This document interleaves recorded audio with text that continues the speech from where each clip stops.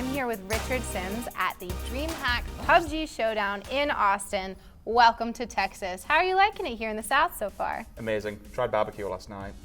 Unbelievable. Yeah, it was worth it. I've had barbecue before in America, in Vegas, but last night was the dream.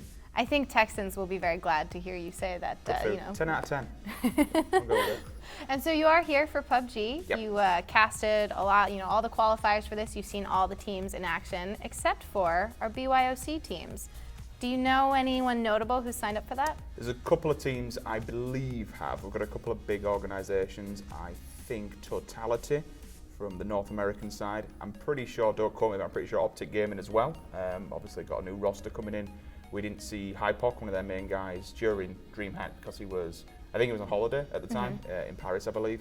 Could be wrong, but there's a couple of nasty little teams that are going to be coming through, and I think this is the biggest story for open events. You never know who's going to be found within there. You don't know, are we going to find the next big American team come up through the works and such, and yeah, it's a big opportunity. People should take definitely full advantage, especially if they want to get on that main stage and play. It's a lot of money on the line.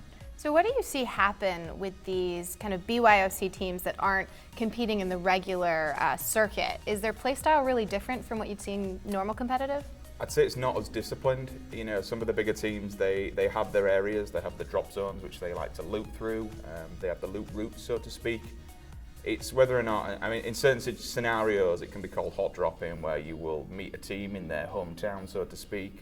It's obviously up to the bigger teams to try and either take the fight or adapt to that, move along somewhere else and deal with that as it approaches them. But that's something we've seen some of the bigger events where we've had different mixed regions together. Some teams will overlap onto one another, they'll go to the same town and so on and so forth. But it probably comes down to discipline. They'll kind of like to get a bit aggressive, as if it's matchmaking, get stuck in, get a gun and just go for it. So I think they're the biggest differences. Will we see any overlaps on towns, on villages, cities and such? And yeah, aggression, getting the guns and just getting stuck in there. And so a new patch just pushed through, right? And yes. So DreamHack has been played, I think you told me, over 4 different patches, right? I think it's been 11, 12, 13 and 14 now, I think we're on. So do you expect to see maybe some of the teams that were dominant, like Team Liquid was very dominant in our European qualifiers, and then they obviously struggled in these Worlds qualifiers that they didn't make it into. Do you think we'll see any teams whose play style gets affected by these changes? I think for the bigger teams, no. We're obviously still in the 16-team meta. With Worlds, for instance, it was a 20-team scenario, and I think it was definitely a lot different, a lot more busier, a lot more areas being contested with so much on the map.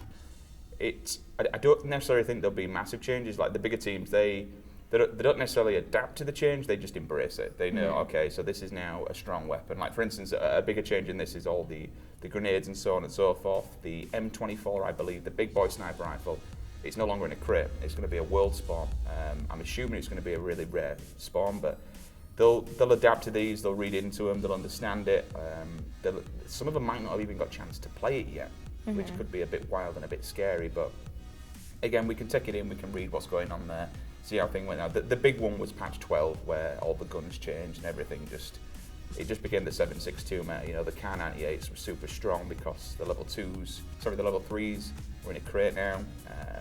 The SLR came into play. The AKM just became such a beast of a gun because of the damage that it does. But I think you won't see a massive amount of changes, but certainly they'll be reading through and saying, okay, I think the Scars had a tweak, so they'll be able to use that gun. But they just adapt so much, they embrace it, they say, okay, this is what we need to do now, this is what we follow suit. So no, I think the big boys will still be the big boys when all's said and done. Do you think Molotovs are going to be useful ever? Yes, they have now had a massive change from what I've been reading and watching. They now travel upward, so if you're going to throw it into a wooden house, they'll travel along the wood. You can shoot the Molotovs, so if someone's throwing it, you can potentially pick it out midair before it gets there. And if you throw another one onto the fire, it'll explode and move it even further.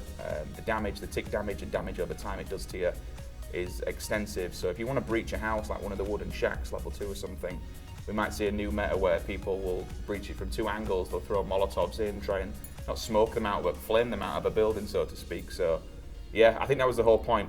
Adjust them to PUBG takes a lot of time. You can see when they're looking and assessing the damages from the guns, from the grenades, they can test, what's been used, what's not, and they like to try and adjust it to bring it in. So I think we'll see some sort of flame meta coming out of being able to just smoke them out of a building, so to speak.